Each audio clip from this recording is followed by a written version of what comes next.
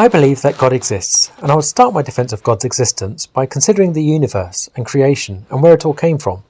According to the website of the National Aeronautics and Space Administration, NASA, the latest theory is that the universe all came from a cosmological Big Bang. The Big Bang is how astronomers explain the way the universe began. It is the idea that the universe began as just a single point and then expanded and stretched to grow as large as it is right now, and it's still stretching. NASA tells us that the universe is still expanding, and the further away from Earth you go, the faster it's expanding. I find all this fascinating, but I'm still left with the obvious questions. Into what is the universe still expanding? What was before the Big Bang? And what caused the Big Bang to happen? It seems logical to my mind, and science concurs, that you cannot get something from nothing. It's a scientific impossibility. Nothing is no thing. It's not something. Not even empty space, or quarks, or atoms. Nothing is literally no thing. In contrast, here is NASA's definition of the universe. The universe is everything. It includes all of space and all the matter and energy that space contains. It even includes time itself, and of course, it includes you. The universe is everything. You cannot get anything from nothing, let alone everything. So where did it all come from? It seems to me that the only reasonable response is that there must have been something. And by the way, introducing other theories such as the multiverse or cosmic inflation or extraterrestrial seeding merely kicks the proverbial can further back down the road. A first cause is still required. Furthermore, the first cause of the universe must necessarily be above and beyond the universe. And if the universe contains all space, all time and all matter, then whoever or whatever created the universe must be spaceless or immeasurable, timeless or infinite, and matterless, non-physical and immaterial. None of this is based on mere faith. It's a type of cosmological argument based on pure logic, and if this logic is followed through, then it's reasonable to deduce that something infinite, immeasurable and non-physical is therefore the first cause of the universe. We might gently, respectfully, but plausibly and persuasively suggest that this something is what we call God. This is not to assert that we've shown evidence of the biblical description of who God is, but we're strongly asserting that the universe was created by a greater power, which is infinite, non-physical and immeasurable. Given the evidence of the universe around us, this assertion would make perfect sense, to the unbiased at least. Whereas the alternative would be to believe that everything came from nothing.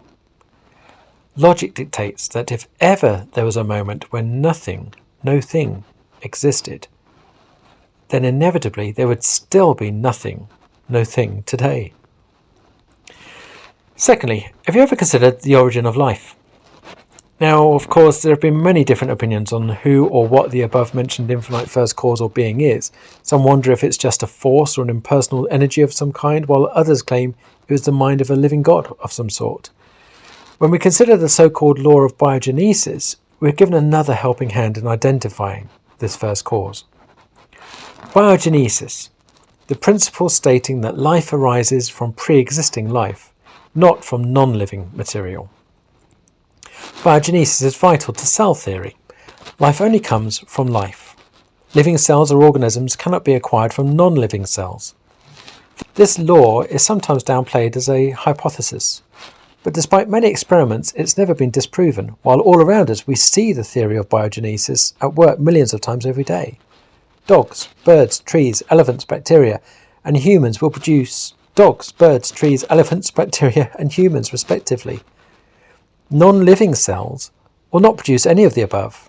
Neither will rocks develop legs and walk, no matter how long you wait. I'm living only because my parents produced me, and they were living, as were their parents, and so on. Living organisms only come from other living organisms. Life only comes from life. What this means, of course, is that whoever or whatever the very first cause of our universe was, we could be sure that this creator had life and was living. It had to, in order for it to be the origin of life. Had the first cause not been living, then neither would there be life after it. Quite beautifully then, our very existence as living humans is evidence of there being a living first cause, who is infinite, immeasurable, and non-physical. One might reasonably suggest that life itself is another evidence for the existence of God. And then thirdly, have you ever considered intelligent design? This third consideration for the existence of God is the undeniable appearance of design all around us. From the single-cell flagellates and their brilliant flagellar motors, to the design of flowers and trees attracting insects, using the sun, the air, and the nutrients from the ground, or the design of horses or giraffes or birds or the human eye, we see incredible design everywhere. Either that, or we're observing a truly unbelievably lucky accumulation of random mistakes, which would still not account for the origin of life. If I were to take you to the beach and you found a series of stones which had been perfectly placed to spell out your name, would you determine this to be a product of pure chance? Or would your common sense tell you that an intelligent mind had so designed it? Similarly, you may have heard DNA sequencing referred to as reading the book of life, and this is why. The information in DNA is stored as a code made up of 4 chemical bases. Human DNA consists of about 3 billion bases, and more than 99% of those bases are the same in all people. The order or sequence of these bases determines the information available for building and maintaining an organism, similar to the way in which letters of the alphabet appear in a certain order to form words and sentences. The question is, who wrote those words and sentences? Was it pure chance? Or is there an intelligent mind behind it? This consideration draws on the teleological argument for the existence of God, which often uses the classic watchmaker analogy. We know that my watch had a watchmaker because of the intricate design of the watch. Perhaps this is more noticeable in an analog watch, where the idea of such meticulous, interdependent parts coming together by random chance is far less logical than the idea of there being a watchmaker who purposely designed it. Similarly, you look at a building and you know that it was an architect. You see a painting and it's logical to assume that there was a painter and so on. When you look at the meticulous and detailed design in nature, such as our own bodies, it points to a designer. Therefore, it's reasonable to say that the design of creation indicates that there is an intelligence behind this living first cause, which makes it a purposeful designer or creator, and therefore also a decision maker.